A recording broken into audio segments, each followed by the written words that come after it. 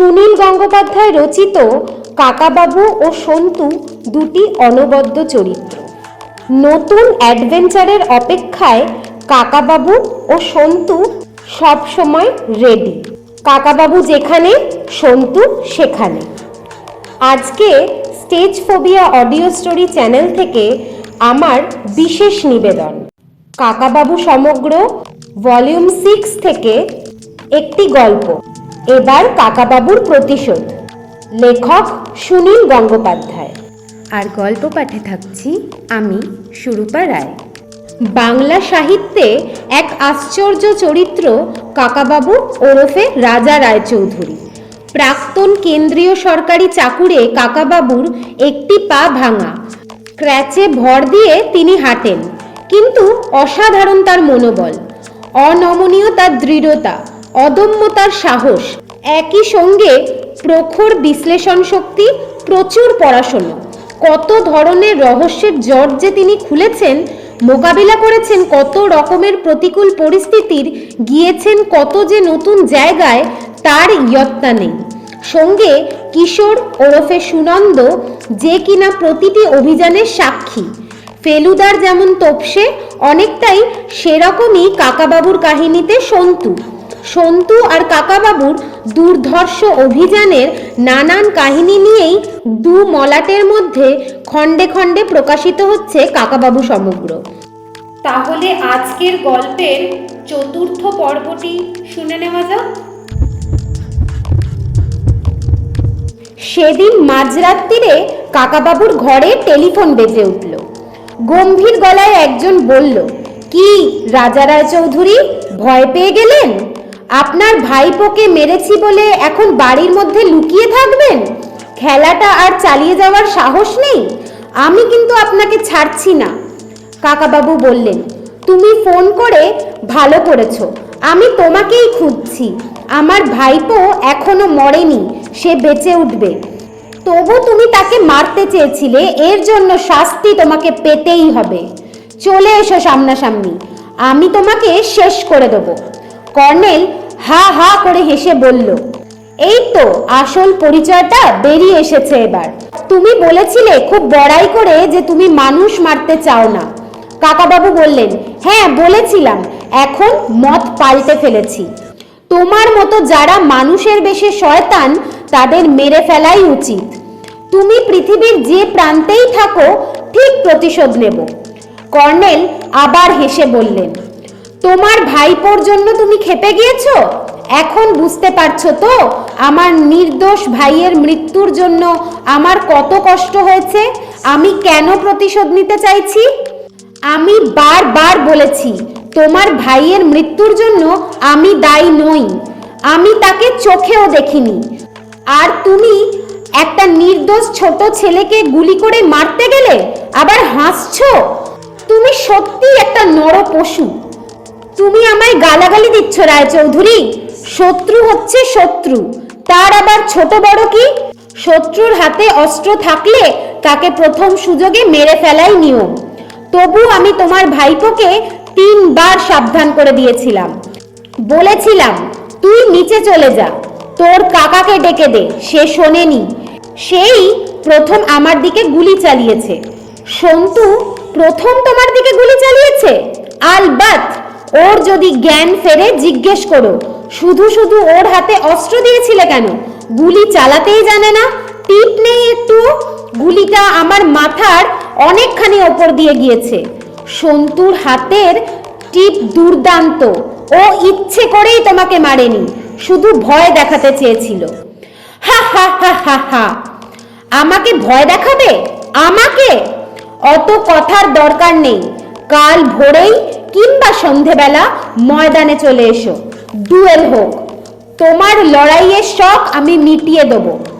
ময়দানে আমি তোমার সঙ্গে লড়তে যাব? তুমি আগে থেকে পুলিশকে খবর দিয়ে রাখবে, পুলিশ এসে আমায় ধরবে। আমি কি অত বোকা? না, পুলিশকে খবর দেব না, কথা দিচ্ছি। তোমার কথায় কোনো বিশ্বাস নেই। বাঙালিরা খুব মিথ্যে কথা বলে। আমি তো কলকাতায় অনেক দিন ছিলাম, বাঙালিদের চিনি। একা একা লড়াই করার সাহস নেই, বাঙালিরা কাপুরুষ। একটা ছোট ছেলেকে একেবারে খুন করার জন্য যারা গুলি চালায় তারা কাপুরুষেরও অধম। তুমি বাঙালিদের এখনো চেনোনি। একজন খোঁড়া লোকের হাতেই তোমার প্রাণ যাবে। তুমি কোনো একটা জায়গা ঠিক করে বলো, আমি সেখানেই যাব, আর কেউ থাকবে না। সেখানেও তুমি পুলিশকে সঙ্গে নিয়ে যাবে।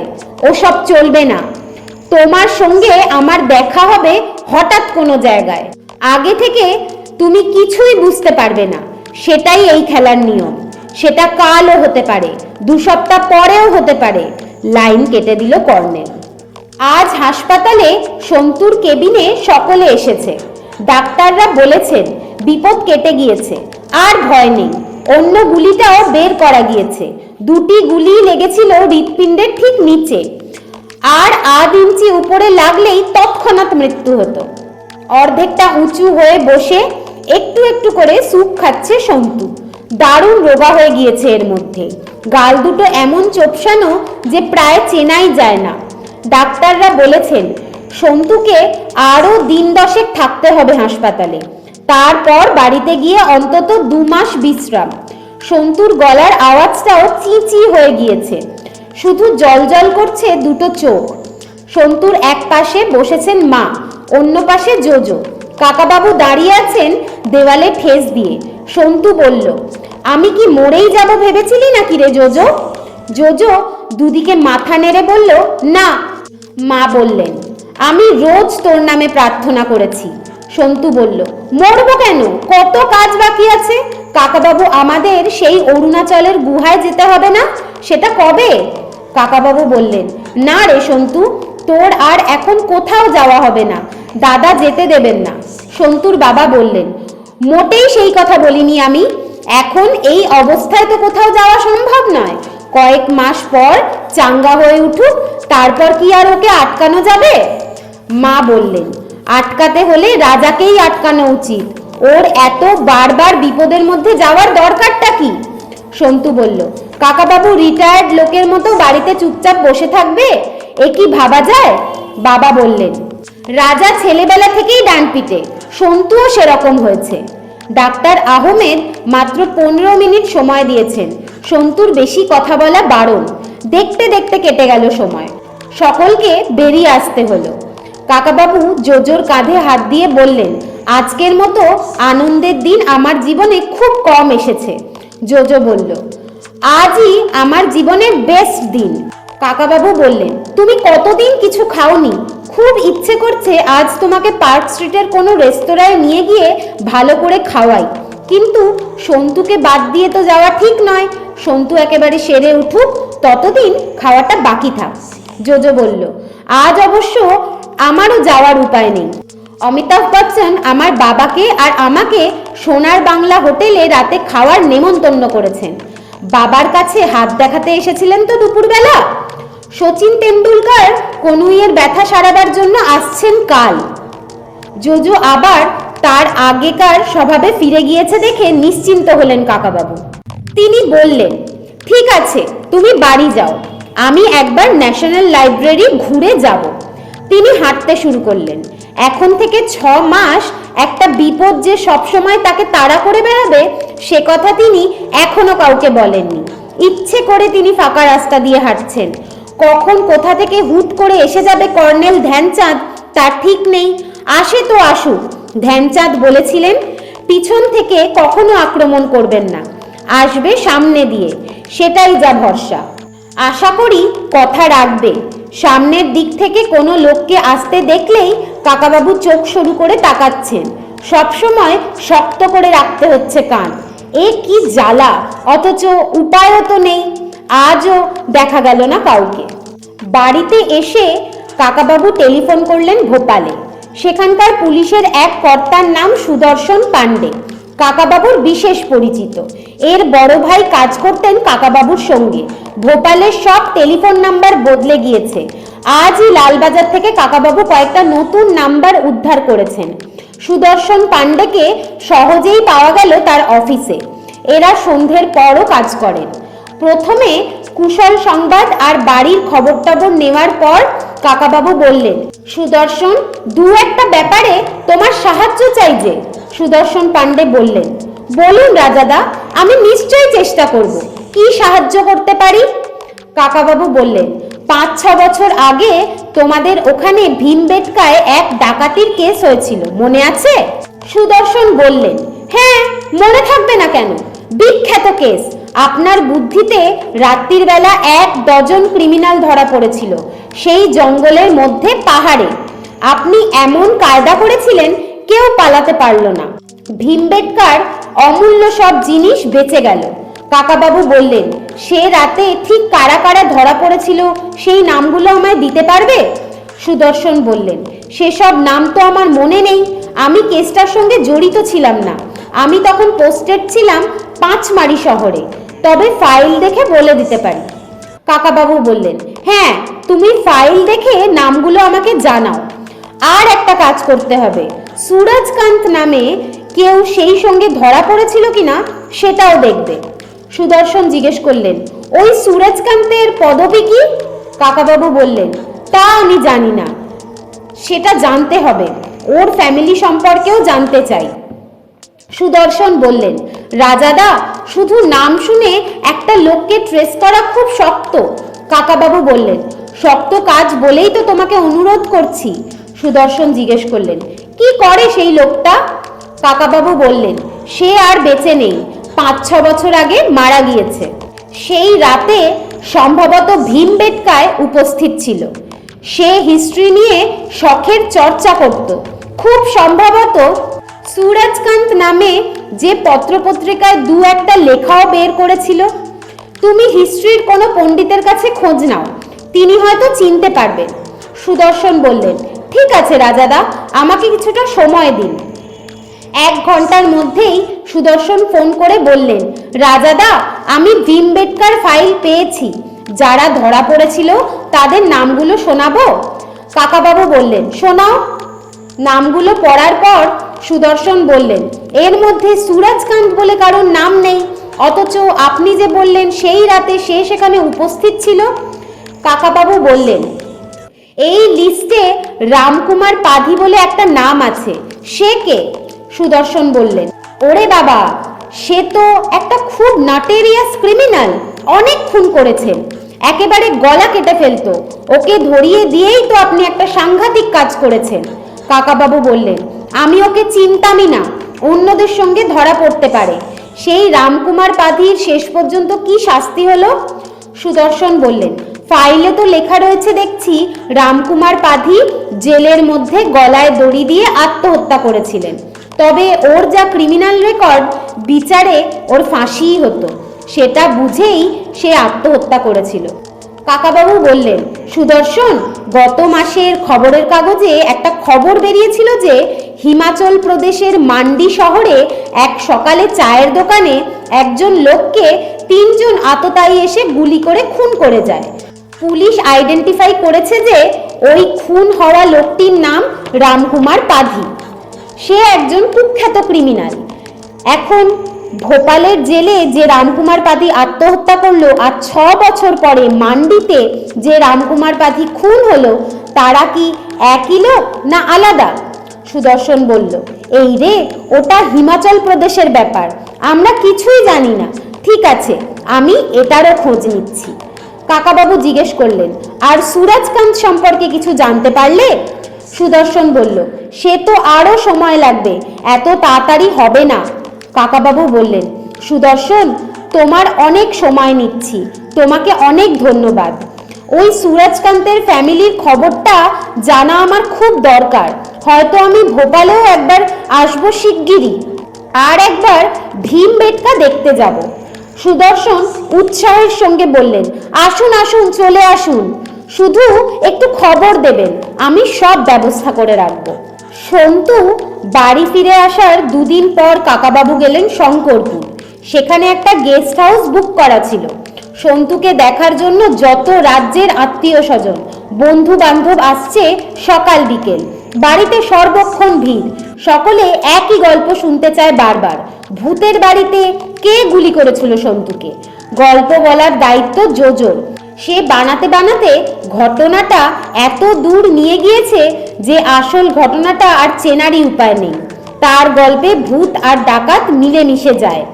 সন্তুর গুলিতে 3টে ডাকাত আর 2টো ভূত ঘায়েল হওয়ার পর সন্তুর রিভলভারে গুলি ফুরিয়ে গিয়েছিল। ও আর গুলি ভরার সময় পায়নি।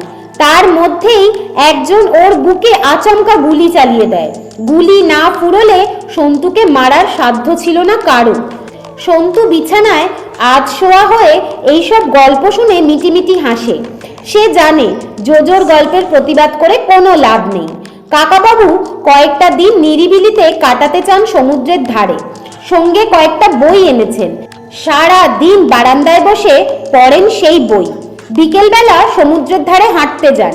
এদিক ওদিক নজর রাখেন কর্নেল আর তার দলের কেউ আছে কিনা। 3 দিনের মধ্যে কারো কোনো পাত্তা নেই। এই এক ঝামেলা। মারামারি যখন হবেই তখন চুকে গেলেই তো হয়। দিনের পর দিন অপেক্ষা করাই বিরক্তিকর। ওই কর্নেল লোকটা কোথায় কখন হুশ করে উদয় হবে তারও তো ঠিক নেই।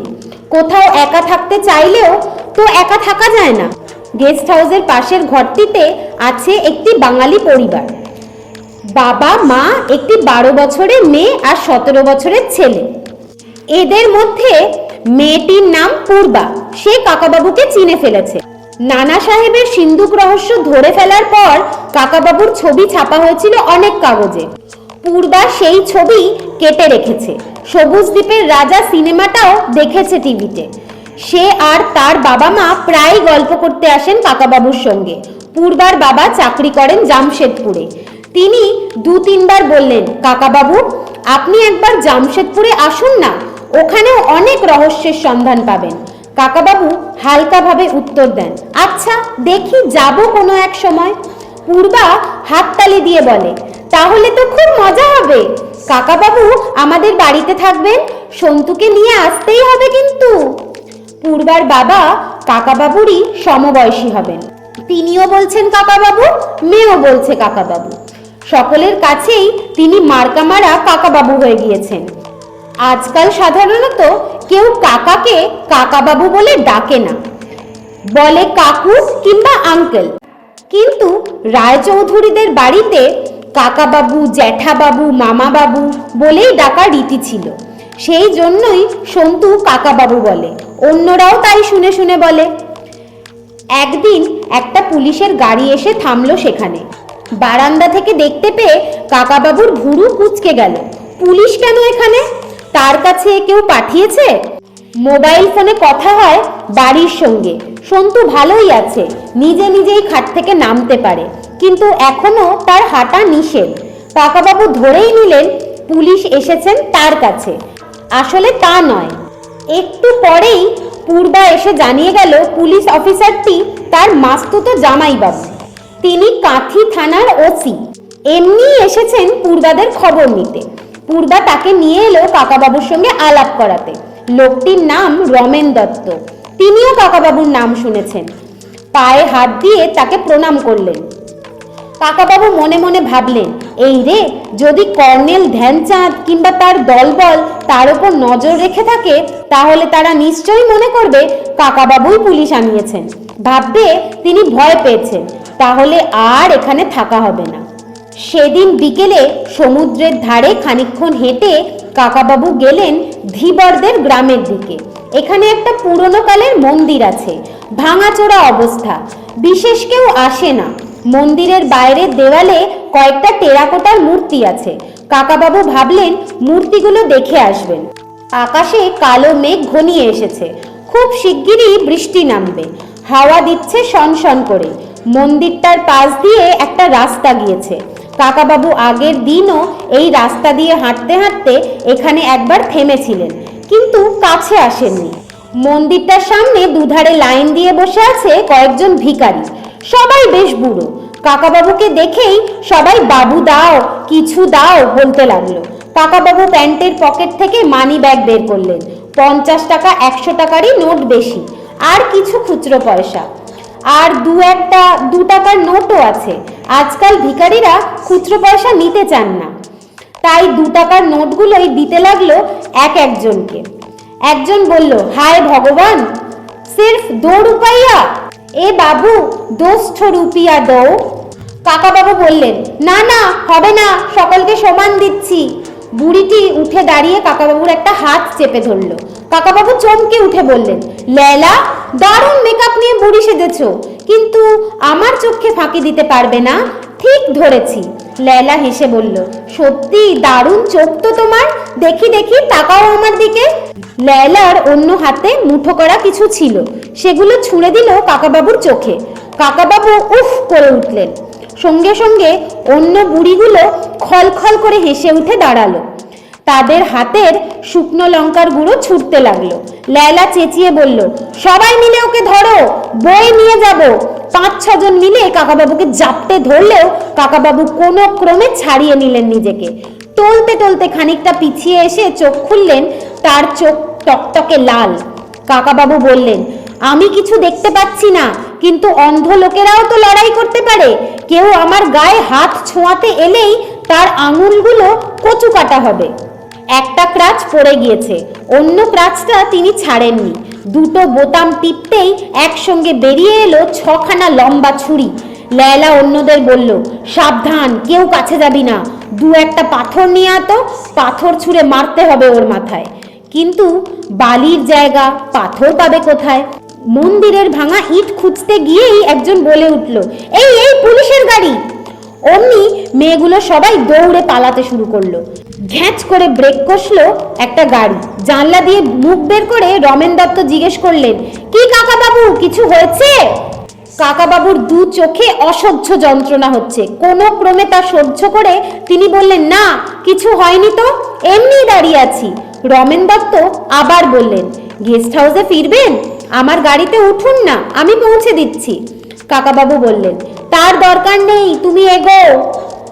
এবারে লেলারা নির্ঘাত ধরে নেবে পুলিশ এসে কাকাবাবুকে বাঁচালো। অথচ এটা কাকতালীয়। এই সময় হুড় মুড়িয়ে বৃষ্টি নামলো। কাকাবাবু মুখটা তুললেন আকাশের দিকে। বৃষ্টির জলে তার চোখ জুড়িয়ে গেল। প্লেনটা 1.5 ঘন্টা লেট করে পৌঁছলো। কাকাবাবু 6 বছর পর এলেন ভোপালে। এয়ারপোর্টটা বেশ বদলে গিয়েছে, অনেক বড় আর আধুনিক হয়েছে। সেবারে সন্তু আর জোজোকে সঙ্গে এনেছিল। এখানে ছিল ধীরেন, রিনা আর তাদের 2 ছেলে। খুব আড্ডা আর মজা হয়েছিল। অবশ্য পরে খুনোখুনি আর সাংঘাতিক কাণ্ড হয়েছিল, তবু লোভীদের কাছ থেকে মুক্ত করা গিয়েছিল ভীমবেটকার মতো ঐতিহাসিক মূল্যবান জায়গা। ধীরেন আর রিনারা এখানে নেই। সুদর্শন এখানে থাকার ব্যবস্থা করে দিতে চেয়েছিলেন, কিন্তু কাকাবাবু কোনো ক্রমেই পুলিশের সাহায্য নিতে চান না। এর মধ্যে সুদর্শনের সঙ্গে টেলিফোনে কথা হয়েছে বেশ কয়েকবার, কিন্তু তিনি থাকবেন ঠিক করেছেন একটা হোটেলে, সেটা শহর থেকে একটু বাইরে। এই সময় ভোপালে খুব গরম হয়, তবু কাকাবাবু পরে আছেন একটা মোটা জামা, অনেকটা জ্যাকেটের মতো, উপহার পাওয়া। আসবার সময় তার বৌদি জিজ্ঞেস করেছিলেন, রাজা, তুমি ওখানে ওই জামাটা পরে যাচ্ছ, তোমার গরম লাগবে না? কাকাবাবু বলেছিলেন, বৌদি, কয়েকবার বৃষ্টিতে ভিজে আসায় বেশ ঠান্ডা লেগে গিয়েছে। তাছাড়া প্লেনে যাওয়ার সময় এক একদিন এমন ঠান্ডা ছাড়ে যে শীত লেগে যায়। সন্তু এখন বেশ ভালো আছে। তার বুকজোড়া বিশাল ব্যান্ডেজ এখনো রয়েছে বটে, কিন্তু সে নিজেই হেঁটে হেঁটে টয়লেট যায়। বিছানায় শুয়ে শুয়ে পড়াশোনা করতে শুরু করেছে। তার পরীক্ষা সামনে, সে এই অবস্থাতেই পরীক্ষা দেবে। সন্তু জিজ্ঞেস করেছিল, কাকাবাবু, এখন হঠাৎ ভোপালে যাচ্ছ কেন? কাকাবাবু এখনো ক্যাপ্টেন ধ্যানচাঁদের ডেথ খেলার কথা সন্তুকে বলেননি, কাউকে বলেননি। সন্তুর ওই প্রশ্নের উত্তরে তিনি বলেছিলেন, ভীমবেটকার গুহাগুলো আর একবার দেখে আসবো ভাবছি, হাতে তো কোনো কাজ নেই এখন। কথাটা একেবারে মিথ্যে নয়, অন্য কাজও আছে। একবার ভীমবেটকাতেও যাবেন ঠিকই। নিজের ব্যাগটা সংগ্রহ করে এয়ারপোর্ট থেকে বেরিয়ে এলেন কাকাবাবু। এখন দুপুর 2টো। প্লেনে খাবার দিয়েছিল, কিন্তু তার পছন্দ হয়নি, খাননি। খিদে পেয়েছে, হোটেলে পৌঁছে কিছু খেতে হবে। ট্যাক্সির লাইন থেকে প্রথম ট্যাক্সিটাই নিলেন কাকাবাবু। ড্রাইভার একা, তার কোনো সঙ্গী নেই। চারিদিকটা একবার দেখে নিয়ে দরজাটা খুলে তিনি ভেতরে বসলেন। ড্রাইভার জিজ্ঞেস করলো, কোথায় যাবেন স্যার? কাকাবাবু বললেন, অলিম্পিক হোটেলে, চেনো তো? ড্রাইভার বলল, নিশ্চয়ই চিনি, খুব বড় হোটেল। ট্যাক্সিটা এয়ারপোর্ট এলাকা থেকে বেরিয়ে ছুটল হাইওয়ের দিকে। পেছনে কোনো গাড়ি অনুসরণ করছে কিনা তা দেখতে লাগলেন ঘাড় ঘুরিয়ে ঘুরিয়ে। কেউ আসছে না বুঝে নিশ্চিন্ত হয়ে ভালো করে হেলান দিয়ে বসতেই চমকে উঠলেন। ড্রাইভারের পাশ থেকে উঠে এলো লেলা, তার হাতে রিভলভার। সেই রিভলভার একেবারে কাকাবাবুর কপালে ঠেকিয়ে লেলা বলল, একদম নড়বে না, তোমার ভাই পড়ছে, আমার টিপ অনেক ভালো, মাথাটা ছাতু করে দেব। কাকাবাবু বিস্ময় সামলে নিয়ে হালকা গলায় বললেন, নলটা কপালে ঠেকিয়ে তারপর গুলি করলে তার জন্য আবার টিপ লাগে নাকি?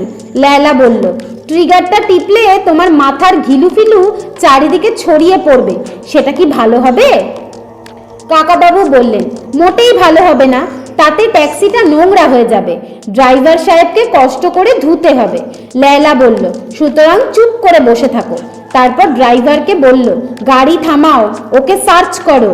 ড্রাইভার গাড়ি থামিয়ে নেমে এসে কাকাবাবুর পকেট হাতড়ে রিভলভারটা বের করে নিল। লেলা বলল, ওর ক্রাচ দুটো সামনে নিয়ে এসো, ও দুটো ডেঞ্জারাস জিনিস। ড্রাইভার সে দুটো সরিয়ে নেওয়ার পর কাকাবাবু বললেন, এখন তো আমার কাছে আর কোনো অস্ত্র নেই, এবার তোমার রিভলভারটা সরাও, তুমি ছেলে মানুষ, হঠাৎ ট্রিগারে হাত চলে গেলে বিচ্ছিরি ব্যাপার হবে। লেলা বলল, সরাবো, তার আগে তোমার হাত দুটো বাঁধতে হবে, নইলে তুমি ড্রাইভার আর আমার গলা টিপে ধরতে পারো। ড্রাইভার একটা লোহার চেন দিয়ে বেঁধে দিল কাকাবাবুর হাত। ড্রাইভার বলল, চোখ দুটোও বাঁধা দরকার, কারণ আমরা কোথায় যাচ্ছি তা এর জানার দরকার নেই। প্রতি ট্যাক্সিতেই একটা লাল রঙের কাপড় থাকে, সেটা দিয়ে বাঁধা হলো কাকাবাবুর চোখ। কাকাবাবু বললেন, বিচ্ছিরি গন্ধ, যাই হোক রিভলভারটা সরিয়েছ তো? লেলা বলল, হ্যাঁ, তবে তুমি কোনো রকম চালাকির চেষ্টা করলে আমি কিন্তু ঠিক গুলি চালাবো। গাড়িটা আবার চলতে শুরু করলো।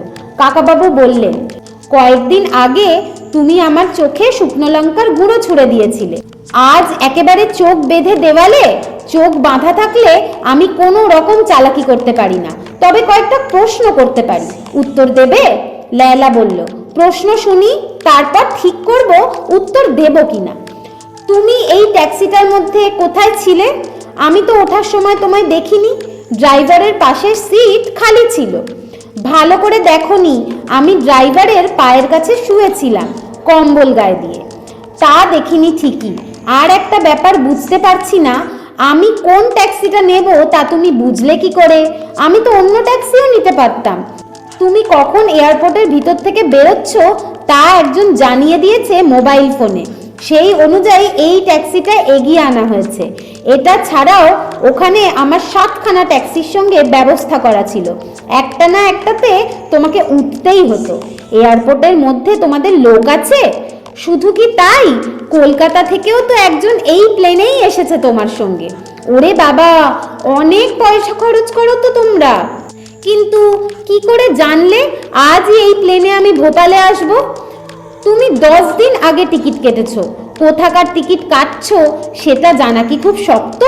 কাকাবাবু বললেন, তোমাদের দারুণ নেটওয়ার্ক, টাকা পয়সাও অনেক, আমার সেসব কিচ্ছুই নেই।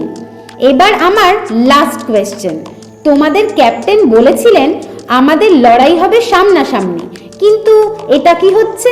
আমার অস্ত্র কেড়ে নিয়েছো, চোখ আর হাত বেঁধে নিয়ে যাচ্ছ মেরে ফেলার জন্য, এটা কি খেলার নিয়ম? লেলা বলল, হবে হবে, সামনাসামনি লড়াই হবে, সেই জন্যই তোমাকে নিয়ে যাওয়া হচ্ছে, যাতে তুমি পুলিশের সাহায্য নিতে না পারো। শঙ্করপুরে তো তুমি পুলিশের সাহায্য নিয়েই বেঁচে গেলে। শঙ্করপুরে তোমাকে ধরে নিয়ে যেতে পারিনি বলে আমি কর্নেলের কাছে অনেক ধমক খেয়েছি, তাই এবারে আমি কোনো চান্স নিইনি। কাকাবাবু বললেন, শঙ্করপুরে আমি পুলিশের সাহায্য নিইনি, গাড়িটা হঠাৎ এসে পড়ল। লেলা ধমক দিয়ে বলল, ওইসব বাজে কথা ছাড়ো, এখানেও তুমি পুলিশের সাহায্য নিতে, সেই সুযোগই আমরা দিইনি। তোমাকে বলা হয়েছিল তুমি একজন অ্যাসিস্ট্যান্ট রাখতে পারো, তোমার অ্যাসিস্ট্যান্ট উন্ডেড, তা আমরা কি করতে পারি? কর্নেলের অ্যাসিস্ট্যান্ট হিসেবে আমি তোমাকে ধরে নিয়ে যাচ্ছি। কাকাবাবু একটু হেসে বললেন, আমাকে ধমক দিতে পারে এমন মেয়েও আছে? ভালো ভালো, তুমি সার্কাসে কি খেলা দেখাতে? লেয়লা বলল, তোমার কোয়েশ্চেন শেষ হয়ে গিয়েছে, নাও স্টপ। কাকাবাবু বললেন, মাঝে মাঝে আমার গান গাইতে ইচ্ছা করে, গান গাইলে মন ভালো হয়ে যায়, একটা গাইবো? ইংলিশ আর বেঙ্গলি? বেঙ্গলি হলে তো তুমি বুঝবে না, ঠিক আছে ইংলিশই গাইছি। একটুক্ষণ চুপ করে থেকে কাকাবাবু একটা গান বানালেন, তারপর নিজস্ব সুরে ধরলেন সেই গান। A girl plays with a tiger in a circus, but it's not alive, it's a carcass. লেয়লা জিজ্ঞেস করলেন, What is carcass? কাকাবাবু বললেন, কথাটার বানান হচ্ছে কার্কাস, কিন্তু আরটা উচ্চারণ হয় না। কাকাস মানে হচ্ছে মরা পশু। লেয়লা ঝুঁকে এসে কাকাবাবুর গালে এক থাপ্পড় কষিয়ে বলল, ঠাট্টা হচ্ছে আমার সঙ্গে? স্টপ ইট, মরবে তো কিছুক্ষণ পরেই, এখন গানের শখ? কাকাবাবু বললেন, আর যদি না মরি তাহলে তোমারও যে একটা থাপ্পড় পাওনা রইল আমার কাছে। যদি না মরি তাহলে এটা শোধ দেব কি করে? আমি যে মেয়েদের গায়ে হাত তুলি না। লেয়লা ভ্যাংচাতে ভ্যাংচাতে বলল, তুমি আর ছেলে বা মেয়ে কারো গায়েই হাত তুলতে পারবে না Raja Roychowdhury. This is the last day of your life. গাড়িটা বড় রাস্তা ছেড়ে একটা অন্য রাস্তায় ঢুকলো বোঝা গেল। এই রাস্তাটা এবড়ো খেবড়ো, গাড়িটা লাফাচ্ছে, তবে বেশিক্ষণ নয়, একটা জায়গায় গাড়িটা থেমে গেল। কেউ একজন দরজাটা খুলে বলল, রায়চৌধুরীকে আনতে পেরেছ? গুড, এবার ওর চোখ খুলে দাও। গলার আওয়াজ শুনেই কাকাবাবু বুঝলেন এ সেই ধ্যানচাঁদ অর্থাৎ কর্নেল। চোখ খোলার পর কাকাবাবু দেখলেন এসে পড়েছেন একটা জঙ্গলের মধ্যে, খানিকটা ফাঁকা জায়গা। একটা মরা গাছের গুঁড়িতে বসে আছে দুজন লোক। কর্নেল ধ্যানচাঁদ যথারীতি পরে আছে প্যান্ট কোট, একটা বড় মাংসের টুকরো থেকে ছিঁড়ে ছিঁড়ে খাচ্ছে।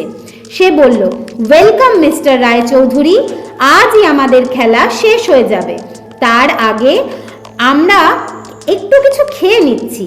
সরি, তোমাকেও দেওয়া উচিত, তুমি কিছু খাবে? একটুও চক্ষু লজ্জা না দেখিয়ে কাকাবাবু বললেন, হ্যাঁ খেতে পারি, আমারও খিদে পেয়েছে। ধ্যানচাঁদ বলল, এই রায়চৌধুরীকেও মাটন রোস্ট দাও। লেয়লা, তুমিও খেয়ে নিতে পারো। কাকাবাবু চেন দিয়ে বাঁধা হাত দুটো তুলে দেখালেন। ধ্যানচাঁদ বলল, না না, হাত বাঁধা অবস্থায় খাবে কি করে? লেয়লা, ওর বাঁধন খুলে দাও। ওর কাছে অস্ত্র টস্ত্র নেই তো? লেয়লা কাকাবাবুর বাঁধন খুলতে খুলতে বলল, নেই, তবে ওই ক্রাচ দুটো দূরে সরিয়ে রাখতে হবে, ডেঞ্জারাস জিনিস। ধ্যানচাঁদ বলল, হ্যাঁ শুনেছি, ওগুলো থেকে ছুরি বেরিয়ে আসে, গুলিও করা যায় নাকি? কাকাবাবু বললেন, হ্যাঁ গুলিও করা যায়। ধ্যানচাঁদ বলল, এ যে দেখছি জেমস বন্ডের অস্ত্রের মতো, ইন্ডিয়ায় তৈরি? কাকাবাবু বললেন, না, সুইডেনে। ধ্যানচাঁদ বলল, এই দুটো আমার নিজের কালেকশনে রেখে দেবো, তোমার তো আর লাগবে না। কাকাবাবুকে এক টুকরো মাংস দেওয়া হলো আর একটা রুটি। তিনি বেশ তৃপ্তি করে খেয়ে বললেন, বাহ, ভালো মাংস, এবার একটু জল চাই। লেয়লা এগিয়ে দিল একটা জলের বোতল। ধ্যানচাঁদ জিজ্ঞেস করলো, তুমি কি সিগারেট কিংবা চুরুট খাও? তোমার শেষ যা যা ইচ্ছে আছে তা মিটিয়ে নিতে পারো। কাকাবাবু বললেন, না, আমি ওসব খাই না, আমার আর কিচ্ছু চাই না, আই অ্যাম ফাইন। ধ্যানচাঁদও খাওয়া শেষ করে হাতটা ধুয়ে বলল, শোনো রাজা রায়চৌধুরী, আমি খেলাটা আজই মিটিয়ে ফেলতে চাইছি। আমি 6 মাস সময়ের কথা বলেছিলাম, কিন্তু আর ধৈর্য রাখতে পারছি না, তাছাড়া আমার অন্য কাজ আছে। কাকাবাবু বললেন, আমাকে ধরে বেঁধে নিয়ে এসে এতজন লোক মিলে মারবার চেষ্টা করবে, এটাই বুঝি খেলার নিয়ম ছিল? ধ্যানচাঁদ বলল, না না, এরা সকলেই চলে যাবে, আমি বলে দিচ্ছি। আমি জেন্টলম্যান, কথার খেলাপ করি না, শুধু লেয়লা থাকবে আমার অ্যাসিস্ট্যান্ট হিসেবে। সে ড্রাইভারকে বলল, তুমি বাকি দুজনকে নিয়ে ফিরে যাও, এখানে আর আসতে হবে না, আমার গাড়ি একটু দূরে রাখা আছে, আমি তাতেই লেয়লাকে নিয়ে ফিরে যাব। এই লোকটার ডেড বডি এখানেই পড়ে থাকবে, হায়না শেয়ালরা খেয়ে নেবে। অন্য লোক দুটোকে তুলে নিয়ে গাড়ি স্টার্ট দিতেই কাকাবাবু চেঁচিয়ে বললেন, আমার ব্যাগ, আমার ব্যাগটা রয়ে গিয়েছে ট্যাক্সিতে। ট্যাক্সিটা থেমে গেল। ধ্যানচাঁদ হেসে বলল, এখনো ব্যাগের মায়া? ও ব্যাগ তো তোমার আর কোনো কাজে লাগবে না রায়চৌধুরী। আর dead man needs no luggage. ব্যাগটা এখানে পড়ে থাকারও কোনো মানে হয় না, তাতে তোমার পরিচয় জেনে যেতে পারে কেউ। ড্রাইভার, যাওয়ার পথে একটা বড় নদী পড়বে, সেই নদীতে ব্যাগটা ছুঁড়ে ফেলে দিয়ে যেও। কাকাবাবু দু কাজ ঝাঁকালেন। ধ্যানচাঁদ ধরেই নিয়েছে সে জিতবে, দেখা যাক। গাড়িটা চলে যাওয়ার পর ধ্যানচাঁদ বলল, রায়চৌধুরী, আমি তোমাকে চয়েস দিচ্ছি। তুমি আমার সঙ্গে তলোয়ারের লড়াই করতে চাও না রিভলভার নিয়ে? কাকাবাবু একটু অবাক হয়ে বললেন, তলোয়ারের লড়াই? আজকাল তো কেউ শেখে না। ধ্যানচাঁদ বলল, তুমি জানো কি না সেটা বলো। আমাদের ফ্যামিলিতে সকলকে শিখতে হয়, বহুকালের ট্র্যাডিশন। কাকাবাবু বললেন, কর্নেল, তুমি আমার সঙ্গে তলোয়ারের লড়াই করতে চেও না। আমি আগেই বলে দিচ্ছি, তুমি পারবে না। এটা শুধু আমি নিজের সম্পর্কে গর্ব করে বলছি না, অল ইন্ডিয়া ফেন্সিং কম্পিটিশনে আমি চ্যাম্পিয়ন হয়েছি 2 বার। এখন আমি খোঁড়া বলে ছোটাছুটি করতে পারি না, তাতে অসুবিধা হয়, তবু সারা ভারতে এই লড়াইয়ে আমার সমকক্ষ আছে মাত্র 4 জন। তুমি হেরে যাবে। কর্নেল অবজ্ঞার সঙ্গে বলল, তুমি অল ইন্ডিয়া কম্পিটিশনে জিতেছ, আমি ইন্টারন্যাশনাল কম্পিটিশনে প্রাইজ পেয়েছি। তুমি 5 মিনিটের বেশি দাঁড়াতেও পারবে না আমার সামনে। একটা লম্বা ব্যাগ পড়ে আছে একপাশে, সেটার জিপ খুলে 2টো খাপে ঢাকা তলোয়ার বের করে আনলো ধ্যানচাঁদ। একটা কাকাবাবুর দিকে ছুঁড়ে দিয়ে বলল, লেলার খুব ইচ্ছে তোমার বুকে আমি তলোয়ার বসিয়ে দিচ্ছি, সেই দৃশ্যটা ও দেখবে। লেলা বলল, ফেয়ার গেম হবে, তুমি লড়াই করে হেরে গিয়ে মরবে। কাকাবাবু বললেন, তোমার শখ মিটিয়ে কর্নেল তোমাকে খুশি করতে পারবে বলে মনে হয় না। কাকাবাবুর কাছে ক্রাচ নেই, তিনি একটা গাছে হেলান দিয়ে দাঁড়িয়ে আছেন। ধ্যানচাঁদ প্রথম আঘাত করতে আসতেই কাকাবাবু সেটা আটকালেন। তারপর ধ্যানচাঁদ লাফিয়ে লাফিয়ে যতবার মারতে এলো, কাকাবাবুর হাত চলল বিদ্যুতের মতো, অত্যন্ত তীক্ষ্ণ তার দৃষ্টি। একবার ধ্যানচাঁদের তলোয়ার খুব জোর ঠেলে দিয়ে কাকাবাবু বললেন, অত লাফিয়ে লাভ নেই কর্নেল, সিনেমায় ওরকম দেখায়, তুমি একটু পরেই হাঁপিয়ে যাবে। কর্নেল বলল, শাট আপ, আমাকে উপদেশ দিচ্ছ কোন সাহসে? কাকাবাবু বললেন, ঠিক আছে, তোমাকে উপদেশ দেব না, এরপর বুঝিয়ে দিচ্ছি তোমার দুর্বলতা কোথায়। ধ্যানচাঁদ আরও একবার লাফিয়ে উঠতেই কাকাবাবু তার হাতের মুঠোয় ধার ঘেঁষে মারলেন প্রচণ্ড শক্তিতে। ধ্যানচাঁদের হাত থেকে তলোয়ারটা খসে পড়ে গেল।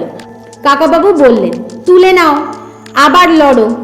লেলার দিকে তাকিয়ে বললেন, এবার বুঝলে তো কে কার বুকে তলোয়ার বসিয়ে দিতে পারে? ধ্যানচাঁদ বলল, থাক, এ খেলাটার দরকার নেই, অনেক সময় লাগবে, রিভলভারই ভালো। আমাকে তাড়াতাড়ি যেতে হবে, 5টার সময় একটা অ্যাপয়েন্টমেন্ট আছে। ধ্যানচাঁদ নিজের রিভলভার হাতে নিল। কাকাবাবু বললেন, আমি কি আমারটা ফেরত পেতে পারি, নাকি আমাকে খালি হাতে লড়তে হবে? ধ্যানচাঁদ বলল, অফকোর্স তোমারটা ফেরত পাবে। রায়চৌধুরী, তুমি বোধহয় জানো না, আর্মিতে আমি শার্প শুটার হিসেবে বিশেষ নাম ছিল, 3টে মেডেল পেয়েছি, আমার একটা গুলিও নষ্ট হয় না। কাকাবাবু কোনো মন্তব্য করলেন না, নিজের রিভলভারটা ভালো করে পরীক্ষা করে দেখলেন চেম্বারের গুলি ঠিকঠাক আছে কিনা। তারপর বললেন, ঠিক আছে, আমি রেডি। ধ্যানচাঁদ বলল, আমি 20 পা দূরে গিয়ে দাঁড়াবো, লেলা 1 2 3 গুনবে, তারপর আমরা একসঙ্গে গুলি চালাবো, ফাইট টু কিল। কাকাবাবু বললেন, হলিউডের ওয়েস্টার্ন সিনেমায় যেরকম দেখা যায়, কিন্তু সেসব সিনেমার প্রত্যেকটাতেই যে হিরো জেতে, ভিলেন তো কখনো জেতে না। ধ্যানচাঁদ বলল, আমি আমার ভাইয়ের মৃত্যুর প্রতিশোধ নিতে এসেছি, আমি হিরো। কাকাবাবু বললেন, আমি এসেছি আমার ভাইপো সন্তুকে মারার চেষ্টার শাস্তি দিতে। তোমার ভাইয়ের মৃত্যুর সঙ্গে আমার সম্পর্ক নেই, কিন্তু সন্তুকে তুমি খুন করতে চেয়েছিলে। ধ্যানচাঁদ রুক্ষ গলায় বলল, ওসব বাজে কথা এখন থাক, লেলা স্টার্ট। লেলা গুনতে শুরু করতেই ধ্যানচাঁদ চট করে সরে গেল একটা গাছের আড়ালে, একটা হাত বের করে চালালো গুলি। কাকাবাবু রিভলভার তুললেনই না। ধ্যানচাঁদের পরপর 2টো গুলি এসে লাগলো কাকাবাবুর বুকে, কিন্তু ভিতরে ঢুকলো না, গুলি দুটোই পড়ে গেল মাটিতে। দারুণ অবাক হয়ে গাছের আড়াল থেকে বেরিয়ে এলেন ধ্যানচাঁদ। এ কি হলো, এ কি হলো? লেলা চেঁচিয়ে বলল, এই লোকটা জাদু জানে। কাকাবাবু এবার খালি জায়গায় পেয়ে গুলি চালালেন ধ্যানচাঁদের দিকে। গুলি লাগলো ডান হাতে, রিভলভারটা ছিটকে গেল। সে শব্দে আর্তনাদ করে বসে পড়ল মাটিতে। কাকাবাবু চেঁচিয়ে বললেন, এবার মারবো তোমার বুকে, তারপরেই খেলা শেষ। অমনি লেয়লা ছুটে এসে ধ্যানচাঁদকে আড়াল করে দাঁড়িয়ে বলল, না না, ওকে মারার আগে আমাকে মারতে হবে, প্লিজ আমাকে মারো। কাকাবাবু ধ্যানচাঁদকে ওভাবে মারতেন না, শুধু আর একটু আহত করে দিতেন। লেয়লাকে মারার তো প্রশ্নই ওঠে না। লেয়লা বুঝে গিয়েছে যে কাকাবাবু কোনো মেয়েকে মারবেন না।